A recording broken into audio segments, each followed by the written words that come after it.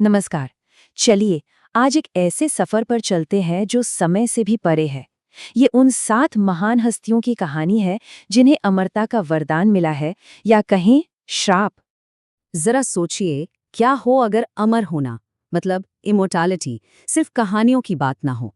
अगर वाकई कुछ लोग हमारे बीच हों जो सदियों से नहीं बल्कि हजारों सालों से इस धरती पर मौजूद हैं। हिंदू माइथोलॉजी के हिसाब से ये कोई कल्पना नहीं बल्कि एक हकीकत है। जी हाँ, 7 ऐसे दिव्य प्राणी हैं जिनके लिए अमरता एक शाश्वत सच्चाई है, एक अंतहीन प्रतीक्षा। इन्हें ही कहा जाता है सप्त चिरंजीवी।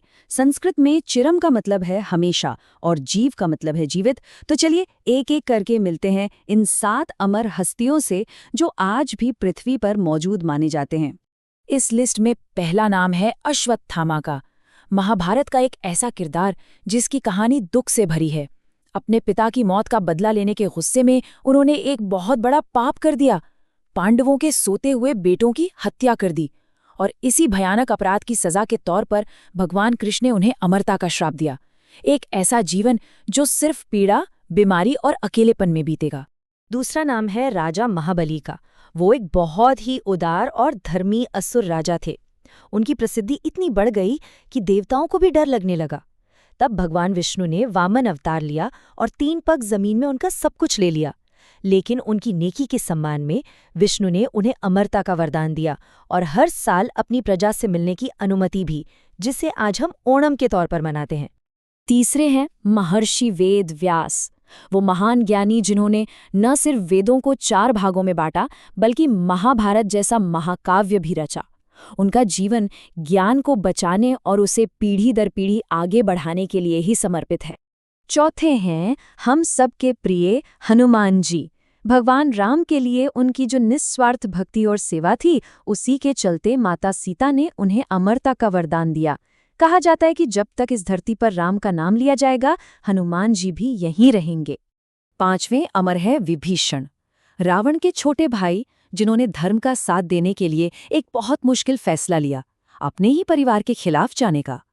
सच के प्रति उनकी इसी निष्ठा के इनाम के तौर पर भगवान राम ने उन्हें लंका का राज्य और चिरंजीवी होने का वरदान दिया।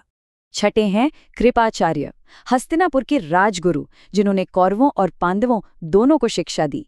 उनकी निष्पक्षता और उनका ज्ञान उन्हें आने वाली पीढ़ियों के लिए एक शाश्वत गुरु बनाता है। और 7वें भगवान विष्णु के छठे अवतार परशुराम, वो योद्धा ऋषि जिनका क्रोध धरती को हिला सकता था। माना जाता है कि वो आज भी महेंद्र पर्वत पर तपस्या कर रहे हैं और भविष्य में भगवान विष्णु के 10वें अवतार कल्कि को शस्त्र विद्या सिखाएंगे। अब एक बहुत दिलचस्प बात यह है कि इन 7 को अमरता एक ही तरह से नहीं मिली। सबके रास्ते बिल्कुल अलग थे। किसी के लिए ये सबसे बड़ा इनाम था तो किसी के लिए ये सबसे कठोर सजा। देखिए, अमरता के भी 2 पहलू हैं।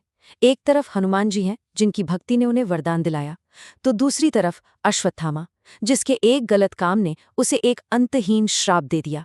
कृष्ण ने उसे श्राप दिया था कि वो कलयुग के अंत तक इस धरती पर दर्द में भटकता रहेगा, उसके माथे का घाव हमेशा रिसता रहेगा और उसे कभी कहीं भी शांति नहीं मिलेगी। तो चाहे वरदान हो या श्राप, एक बात तो साफ है, इन 7 के लिए अमरता एक लंबी और शायद एक अकेली प्रतीक्षा है।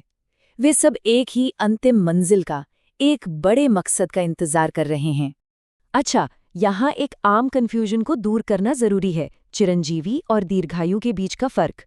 देखिए, चिरंजीवी वो हैं जो इस कल्प के अंत तक जीवित रहेंगे, जबकि दीर्घायु वो हैं जिनकी उम्र बहुत लंबी होती है पर हमेशा के लिए नहीं। ऋषि मार्कंडेय और जामवंत जैसे महान पात्र दीर्घायु की श्रेणी में आते हैं। इसीलिए ऋषि मार्कंडेय को 8वां चिरंजीवी कहना ठीक नहीं है। तो फिर सवाल ये उठता है कि इनकी इस हजारों साल लंबी प्रतीक्षा का आखिर मकसद क्या है? क्या ये सिर्फ समय को बीतते हुए देख रहे हैं? नहीं, ये सिर्फ मूकदर्शक नहीं है। वे एक बहुत बड़े ब्रह्मांडीय मिशन के संरक्षक हैं।